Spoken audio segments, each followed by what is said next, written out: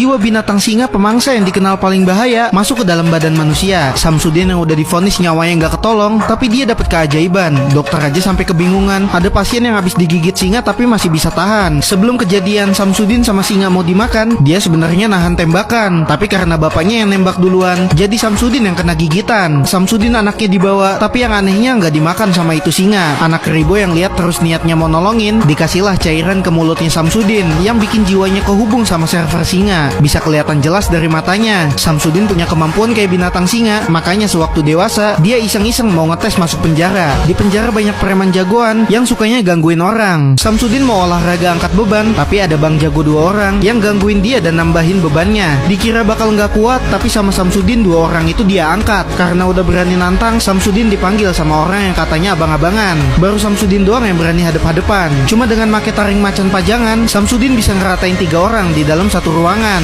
Malahan penjaga penjaranya dia lawan, dan ini orang mau kabur dari penjara aja kelihatannya gampang. Semuanya dijebol paksa dan dia terobos semua halangan yang ada di depannya. Lompat dari gedung ke gedung, sampai penjaga penjara nembakin juga pada nggak bisa karena kelincahannya. Padahal penjara di tengah kutub utara, tapi Samsudin nekat karena dia udah punya rencana. Dia lari ke badai es dan ketemu sama serigala, yang mana serigala itu nunjukin tujuan arahnya. Ternyata ada pesawat yang standby buat jemput Samsudin. Tujuan dia masuk penjara ternyata cuma buat nyelesain orang yang tadinya di penjara jadi abang-abangan. Dari Samsudin masih remaja, dia sama adiknya benci banget sama bapaknya. Apalagi pas tahu bapaknya berburu binatang singa yang kepalanya digantung jadi barang koleksinya. Samsudin jadi emosi dan mutusin mau pergi. Dia siapin semua barang-barang yang bakal dia bawa buat kabur. Sewaktu malam dari atas gentengnya, Samsudin mau pergi, tapi dia terjatuh nggak sengaja. Dan yang bikin aneh, nasibnya nggak kenapa-napa. Adiknya tahu kalau Samsudin abangnya mau pergi. Abangnya janji bakal kembali. Soalnya dia cuma mau pergi healing sebentaran, nyeberangin lautan. Dan sesampainya di daratan, di tengah jalan, Samsudin ngelihat ada kerumunan banteng yang nyerbu ke arahnya. Tapi yang bikin aneh lagi, Samsudin sama sekali nggak diseruduk. Malah ada seekor banteng yang jadi tunduk. Samsudin tujuannya mau ke hutan karena mau nyoba ngelatih dia punya kemampuan. Kalau benar dia manusia singa, harusnya jago buat nyari mangsa. Bukan anak Tarzan, tapi milih buat tinggal di hutan. Samsudin punya mata elang yang bisa ngezoom kejauhan. Kalau ada orang yang nyakitin binatang, dia langsung datang jadi pahlawan. Namanya pemburu biasanya ngeburu hewan, tapi kalau Samsudin ditakdirin jadi pemburu orang. Sampai dia dewasa, alam yang jadi rumahnya. Lapar mau makan, tinggal nyomot ikan. Setiap ada kelompok pemburu yang pada ngambilin tanduk banteng buat dijual secara ilegal, pasti langsung dirazia sama Samsudin. Nggak bakal dibolehin lewat buat keluar dari daerahnya. Para pemburu rata-rata pada nggak tahu Samsudin ini siapa, jadi mereka nggak peduliin. Tapi Samsudin yang duluan beraksi buat ngeksekusi. Semua orang yang terlibat pasti dia sikat. Si bos yang nyoba kabur, plat nomornya dia lihat, dan bukannya Samsudin lepasin, dia justru langsung nyamperin. Bos pemburu yang udah nyampe di kantornya itu tiba-tiba